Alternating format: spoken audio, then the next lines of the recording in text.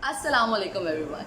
My name is Gulizara, here to bring you newspaper breakdown session courtesy of the KIP CSS network. I hope that this video reaches you in good health and spirits. But before we begin, I would like to request each and every one of you to flatten the curve, stay at home. आगे बड़ी ईद आ रही है, ठीक है? So try to make sure that you do the barbecues at home and you don't need to go outside to do that.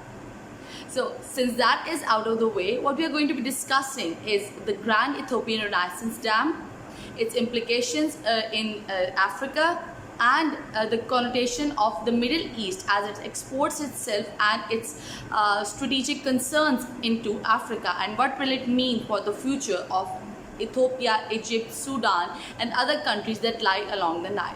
So, for today, what we are going to be discussing the water wars over the Nile. So first of all, what we need to do is to know about the Grand Ethiopian Renaissance Dam.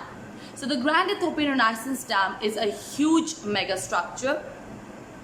It has a capacity of about 74 billion cubic meters, and it is a mile wide reservoir and has an area of 800 square miles.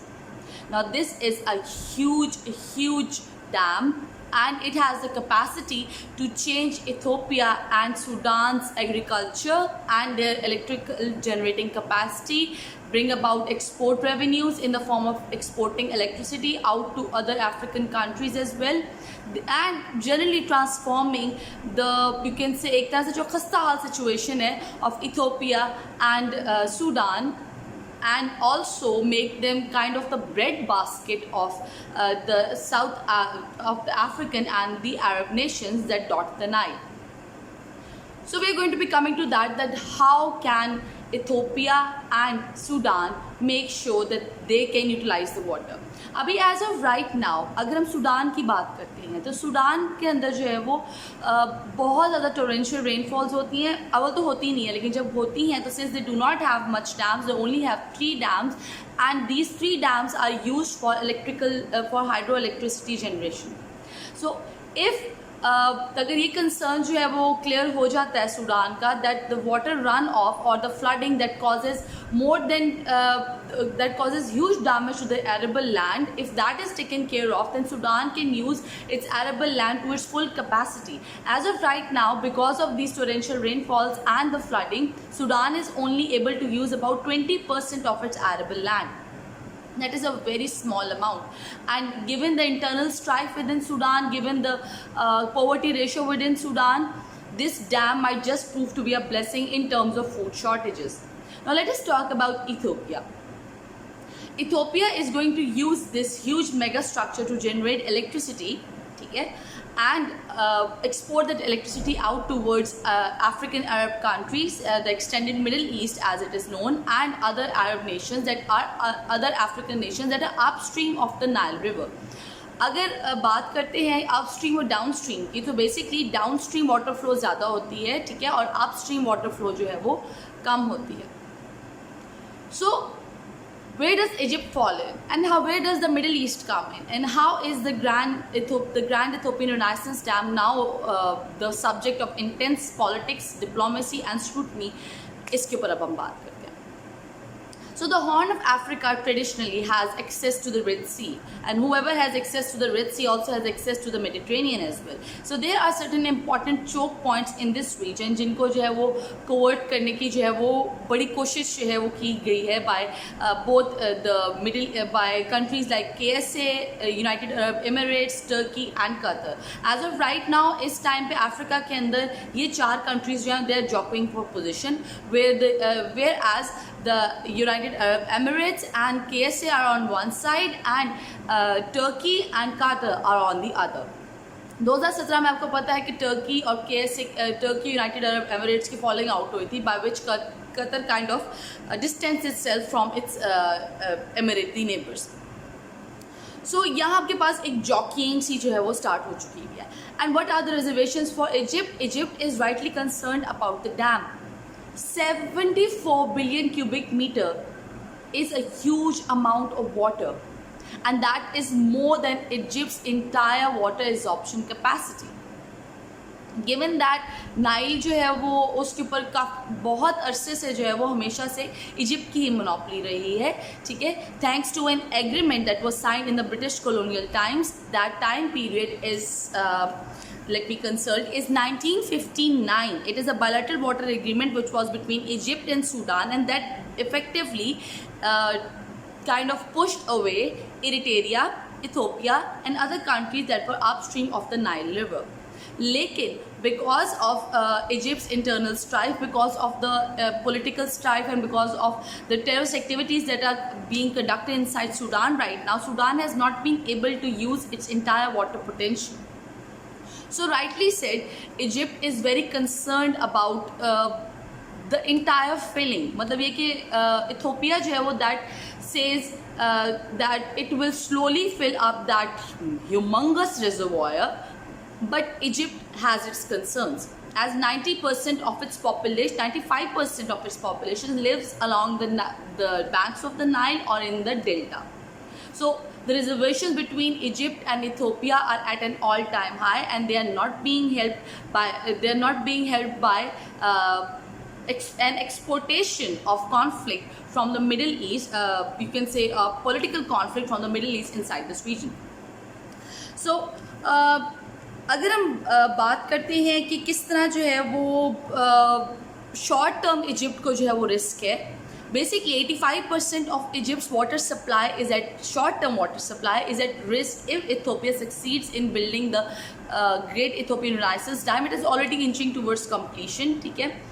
And not only that, if Ethiopia renegates on its promise to slowly fill the reservoir, then what? Almost all of Egypt's population would be bereft with a short-term water supply, and that is a valid concern. और अगर हम बात करते हैं कि middle east जो है उस क्राइसिस को कैसे एक्सेसबेट कर रहा है, बेसिकली यूएई ने जो है वो $3 बिलियन का प्लेज किया है टू हेल्प इथोपिया, ठीक है, and also develop the Assab military base in Ethiopia as well. So Assab जो है वो that is the first foreign military base that the UAE holds inside Africa.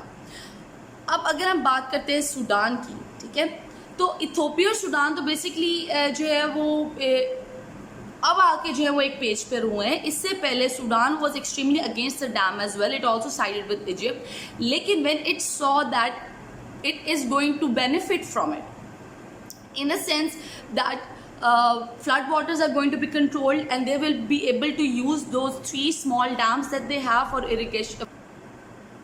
They would be able to use those 3 small dams for electricity generating purposes, and the water that is coming from the GERD, which is the Great Ethiopian Renaissance Dam, that water will be used to cultivate Egypt's arable lands. Okay? Not only that, the flood waters that are going to be controlled because of the GERD, they are also going to help Sudan develop its arable land. Now, the concerns of the Middle East, Qatar, Turkey inside the Horn of Africa are extremely valid. Because after 2007, when food prices skyrocketed, attention was diverted towards the arable lands that were present inside Africa to generate more food. So there is this jockeying for position as to have the most control inside this region, which also can provide oil, can also provide easy access to the Red Sea in terms of militarization, and can also provide or be a food basket for Arab nations. So a diplomatic solution to the conundrum that is between Ethiopia, Sudan and Egypt might be further exacerbated by the divided loyalties or by the politics that the Middle East has exported in there as well. As I said before, the United Arab Emirates has pledged to provide around $3 billion worth of aid to Ethiopia, and also the Assab military base, that is the first military air base, that was the first base that was developed by the United Arab Emirates back in 2015. And then we have a joint pledge by both Turkey and Qatar towards Sudan, that is about $5 billion. इनकी loyalties को खरीदने की कोशिश की जा रही है, ठीक है, इनके दरम्यान में रिफ्ट पैदा करने की कोशिश की जा रही है. While it may not benefit these interfering countries that much, what it can do is upset the strategic balance or upset the political balance present in this region. So thereby creating a power vacuum in which they can come over and establish their hegemony, or at least establish their presence in this particular region.